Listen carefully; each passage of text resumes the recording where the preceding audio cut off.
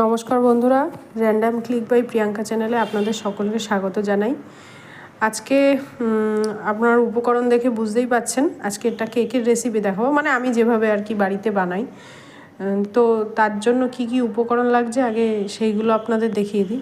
এখানে আমি 5টা ডিম ভেঙে নিয়েছি, আর নিয়েছি 1 কাপ পরিমাণ ময়দা, মেজারিং কাপের 1 কাপ ময়দা, 2/3 কাপ নিয়েছি চিনি, এটাকে আমি গুঁড়ো করে নেবো মিক্সিতে।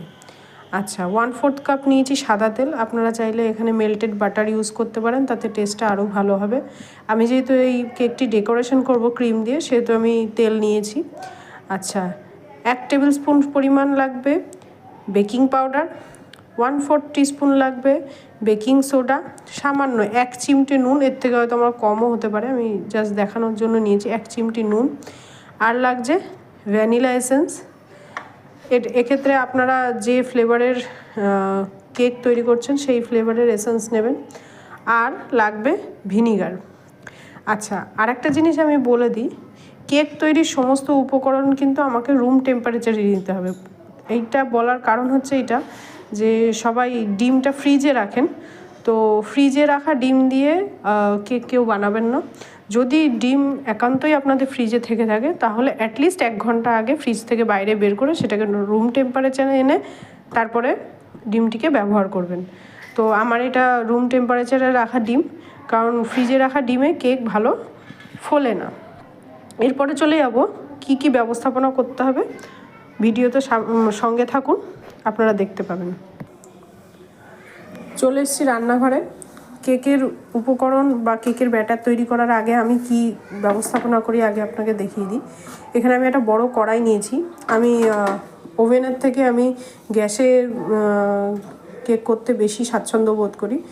তো এখানে আমি গ্যাসের উপরে একটা কড়াই নিয়েছি, বেশ বড় মাপেরই কড়াই, এটা 5 লিটারের কড়াই আছে একটা।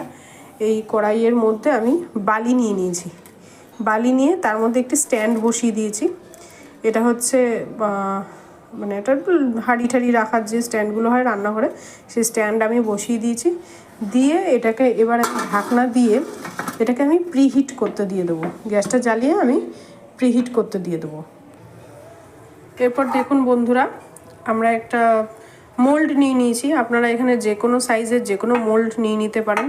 আপনারা চাইলে বাড়িতে যে অ্যালুমিনিয়ামের বাটিগুলো হয় সেগুলোও ব্যবহার করতে পারেন, টিফিন বক্স বাটি যে যেরকম মাপের নিতে চান। এটা মোটামুটি একটা 1 পাউন্ড কেকের আমার লাভ শেপের মোল্ড, আমি এটা মোল্ড কিনে নিয়েছি। তো আপনারা এটাও ব্যবহার করতে পারেন বা অ্যালুমিনিয়ামের বাড়িতে থাকা বাটিও ব্যবহার করতে পারেন। এটার মধ্যে আমি কি করেছি, যে অয়েল পেপার বা বাটার পেপার হয় সেইটা কেটে আমি তলার দিকটা লাগিয়ে নিয়েছি, মাপ মতন কেটে লাগিয়ে নিয়েছি। আপনাদের কাছে যদি এই অয়েল পেপার বা বাটার পেপার না থাকে তাহলে আমি বলবো প্রথমে আগে এই মোল্ডটাকে তেল দিয়ে ভালো করে গ্রিস করে নেবেন।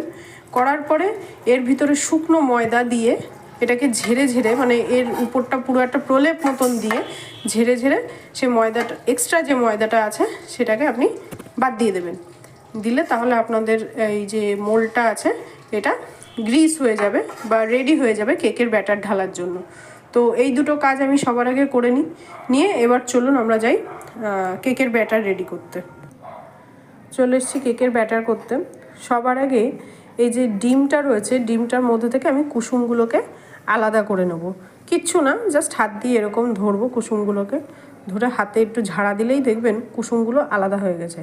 কারণ কেকের মধ্যে যে আপনি সাদা ফোমটা আমি করতে চাইছি, সেই সাদা ফোমটা দিয়ে করলে কেকটা অনেক বেশি ফুলবে। এবং এই সাদা ফোমটা করার জন্য সবার আগে ডিমের সাদা অংশ এবং চিনি দিয়েই আমি এটার মধ্যে ফেটাবো। এই যে আমি খুব সহজেই এই কুসুমটাকে আলাদা করে নেওয়া যায়। এই যে দেখুন আলাদা করে নিলাম। দেখুন বন্ধুরা, আমরা যে 2/3 কাপ চিনিটা নিয়েছিলাম এই চিনিটাকে আমি ব্লেন্ডারে গুঁড়ো করে নিয়েছি। এরপর সমস্ত শুকনো উপকরণ যেগুলো আছে সেগুলো আমি একবারে এটি বাটির মধ্যে চেলে নেব। সবার প্রথমে আমি দিয়ে দেবো এই 1 কাপ ময়দা,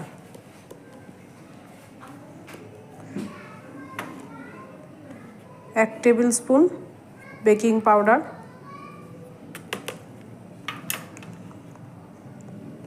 1/4 টিস্পুন বেকিং সোডা, সামান্য একটু নুন, এই জিনিসগুলোকে আমি ভালো করে চেলে নেব। দেখুন শুকনো উপকরণগুলো খুব ভালোভাবে আমি চেলে নিয়েছি।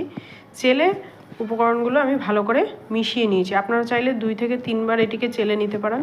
যত চালবেন, যত এর মধ্যে বাতাস ঢুকবে, তত কেক আরও বেশি ফ্লপি হবে। এরপর দেখুন আমি ডিমের সাদা অংশ নিয়ে চলে এসেছি। এরকম একটা ব্লেন্ডার থাকলে এই ব্লেন্ডার দিয়ে আপনারা 2 থেকে 3 মিনিট এই ডিমটিকে প্রথমে হাই স্পিডে এবং তারপরে লো স্পিডে বিট করে নেবেন। কী রকমভাবে বিট করবেন সেটা আমি বলে দিচ্ছি। এই ডিমের সাদা অংশের মধ্যে কিছুটা পরিমাণ চিনির গুঁড়ো, যে আমরা চিনির গুঁড়ো করে রেখেছিলাম, কিছুটা পরিমাণ আমরা দেবো। এই পুরো চিনির গুঁড়োটা আমরা 3 বারে দেবো। সেইভাবে আমরা 3 ভাগের 1 ভাগ চিনির গুঁড়ো দেবো এর মধ্যে। দেখুন বন্ধুরা, একটু হাই স্পিডে দিয়ে আমি চিনিটাকে এবং ডিমের কুসুম সাদা অংশটিকে ব্লেন্ড করে নেব। এরকম সাদা ফেনার মতন হবে। দেখুন বন্ধুরা, ডিমের সাদা অংশ এবং চিনি দিয়ে ফেটিয়ে আমি যে ফেটাচ্ছিলাম সেটা কত সুন্দর সাদা হয়ে গেছে। এটা ততক্ষণ অবধি ফেটাতে হবে যতক্ষণ, এই যে আমি একটা 8 লিখলাম বা যে কোনো একটা শেপ লিখলে যাতে সঙ্গে সঙ্গে সেটা মিলিয়ে না যায়, ততক্ষণ অবধি এটাকে বিট করতে হবে। কোনোভাবেই যেন ওভার বিট করা না হয় সেই দিকটা খেয়াল রাখতে হবে। জাস্ট এরকম কোনো ড্রপ ফেললে বা করলে সেটা যাতে সঙ্গে সঙ্গে মিশে না যায়। দেখুন ফরমেশনটা এখনও রয়েছে। এরপরে এর মধ্যে আমি সাদা তেল এবং ভ্যানিলা এসেন্সটা দিয়ে দেবো। দিয়ে দিচ্ছি 1/4 কাপ সাদা তেল। এরপর দিয়ে দেবো 1 টিস্পুন পরিমাণ ভ্যানিলা এসেন্স। এই ফোমটির মধ্যে এবার আমি সাদা তেল এবং ভ্যানিলা এসেন্স দিয়ে ব্লেন্ড করে নেবো এবং আস্তে আস্তে ডিমের একটি করে কুসুম এর মধ্যে অ্যাড করব এবং ব্লেন্ড করতে থাকবো। একবারে সবকটা কুসুম দেবেন না, আস্তে আস্তে একটি করে কুসুম দেবেন এবং ব্লেন্ড করতে থাকবেন। দেখুন বন্ধুরা, ডিমের ফোমটা আমার রেডি হয়ে গেছে। এবার এই পর্যায়ে আপনারা যদি কেউ মনে করেন যে কেকের ব্যাটারে কোনো কালার অ্যাড করবেন, তো এই পর্যায়ে আপনারা কালার অ্যাড করে নিতে পারেন। এবং কেক বানানোর সময় অনেকেরই এই সমস্যাটা হয় যে কেক ফোলে না বা কেক চুপসে যায় রেডি করার পরে। তো আমি বলবো, আমি এক্ষেত্রে যে কটা টিপস আপনাদের দিচ্ছি, প্রত্যেকটা জিনিস আপনারা ভালো মানে ঠিক করে আপনারা ফলো করুন এবং ভালো করে মেনটেন করে এইভাবে আপনারা কেকটা বাড়িতে বানান, দেখবেন কেকটা একদম ঠিকঠাক হবে। যে কটা টিপস আমি দিচ্ছি সেগুলো খেয়াল করবেন। এই যে ডিমের ফোমটি আমি রেডি করেছি, এর মধ্যে এবার আমি আগে থেকে চেলে রাখা শুকনো উপকরণগুলো আস্তে আস্তে 2 থেকে 3 বারে দিয়ে কাট অ্যান্ড ফোল্ড মেথডে আমি মিশিয়ে নেব। এক্ষেত্রে কোনোভাবেই কিন্তু তাড়াহুড়ো করা যাবে না যে ঘুটিয়ে আমি মিশিয়ে দিলাম, সেটা করবেন না। সেক্ষেত্রে কিন্তু ডিমের ফোমটা নষ্ট হয়ে যাবে। চেষ্টা করবেন ডিমটা যতটা ফোলানো হয়েছে এই ফোলানো অবস্থায় এই ফোমটা যাতে নষ্ট না হয় সেটাকে মেনটেন রেখে যে শুকনো উপকরণগুলো আছে সেগুলো মেশাতে। তো চলুন শুকনো উপকরণগুলো এবার আস্তে আস্তে মিশিয়ে ফেলি। দেখুন ডিমের মধ্যে এবার আমি খানিকটা ওই শুকনো উপকরণ নিয়েছি, নিয়ে এবং খুবই হালকা হাতে আলতো করে ধীরে সুস্থে আমি এই ব্যাটারের মধ্যে এই যে শুকনো উপকরণগুলিকে আমি হালকা হাতে মিশিয়ে নিচ্ছি। দেখুন খুব সুন্দর করে মিশিয়ে নিচ্ছি। এক্ষেত্রে কোনোভাবেই তাড়াহুড়ো করবেন না, তাহলে ব্যাটারটি নষ্ট হয়ে যাবে।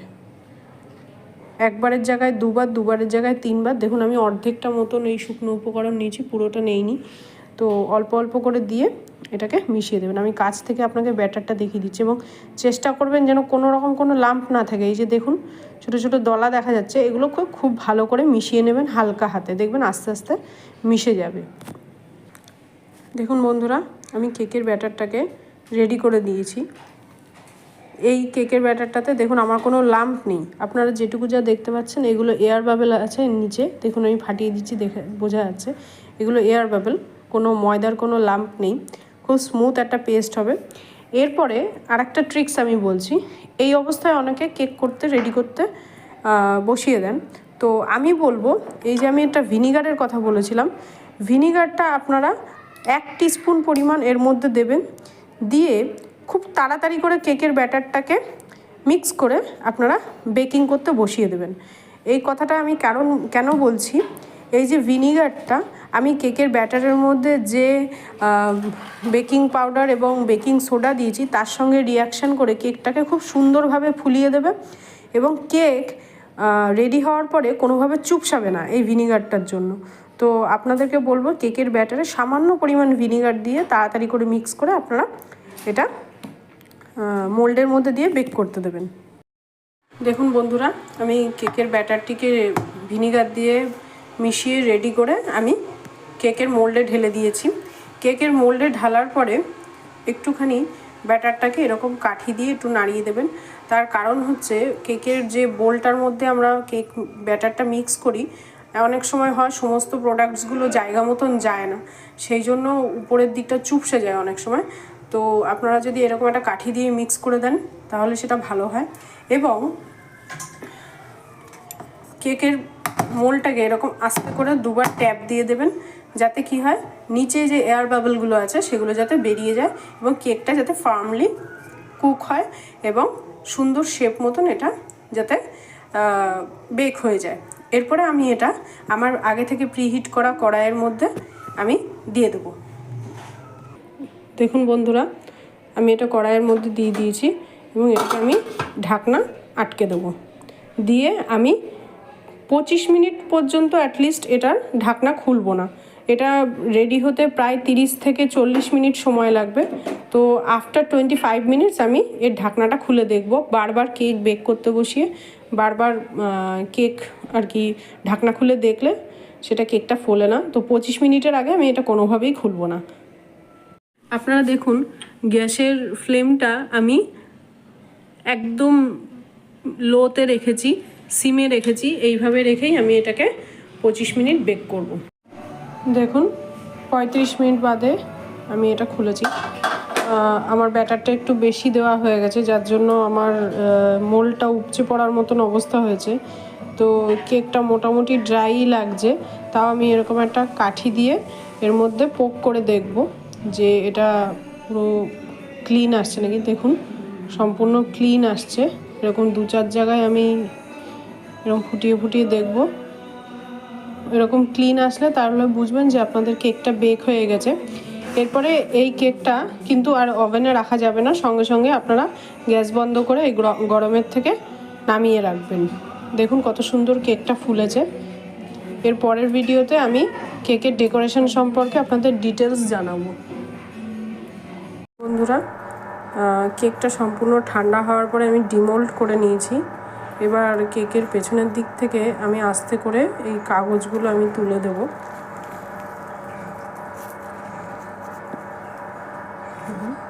এই কাগজটা আপনারা দিলে খুব সহজেই কেকটা আর কি ডিমোল্ড হয়ে যায়, তার জন্য এক্সট্রা করে কোনো কসরত করার দরকার পড়ে না।